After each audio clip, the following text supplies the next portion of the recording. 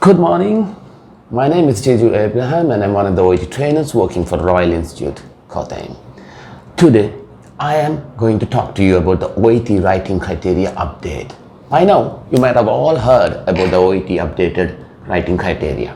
So what does this mean for you?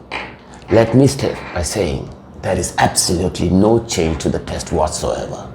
This means that you will still be required to write a formal letter and you will have 5 minutes of reading and 40 minutes of writing time. The test will not be any easier and certainly won't be any more difficult.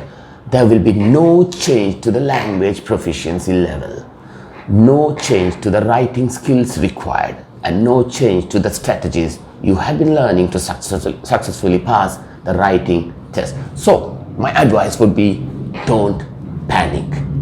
Then you might ask me, what's then being updated? That's a good question, but then let me tell you basically the way the test is being assessed. The criteria names will change, and as well as how the skills are being assigned to each criterion. There will also be a stronger emphasis on what healthcare professionals, in this case the reader of the letter, want to know.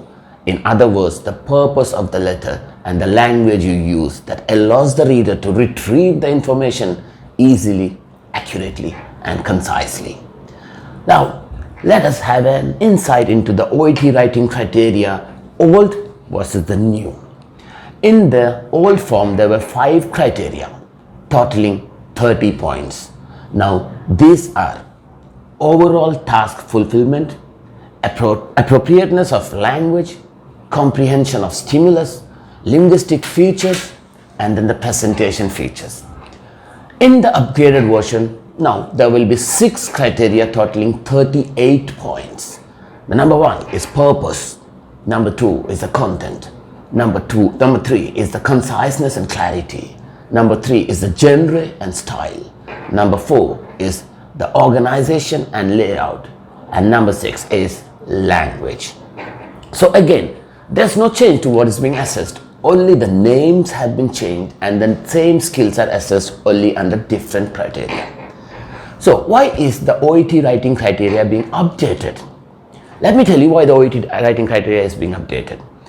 Now the OET writing criteria is determined, the OET people are determined to keep the writing test fit for purpose, meaning that while you are working in an English speaking healthcare environment, you keep yourself up to date for what is expected from you.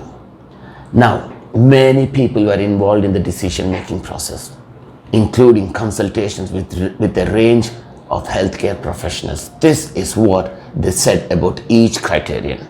Let's talk about the first one, purpose. Purpose, that means it must be immediately apparent and clear. The content must include the necessary information and that information must be accurate. Conciseness and clarity means excluding the irrelevant information and only including what is relevant to the reader. Now let's talk about genre and style. What does that mean? Means the way you write the letter must be suitable and intended to the only intended reader. Organization and layout. What does that mean now? Means your letter must be structured to aid the retrieval of information.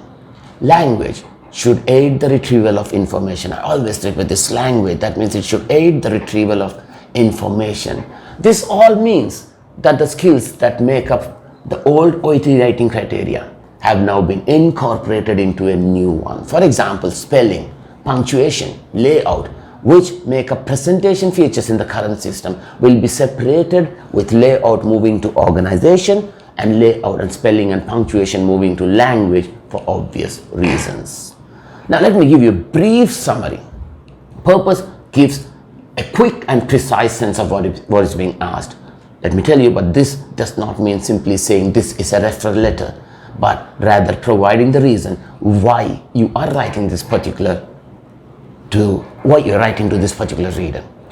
Now, content tells the reader what they need to know so they can continue the care of the patient.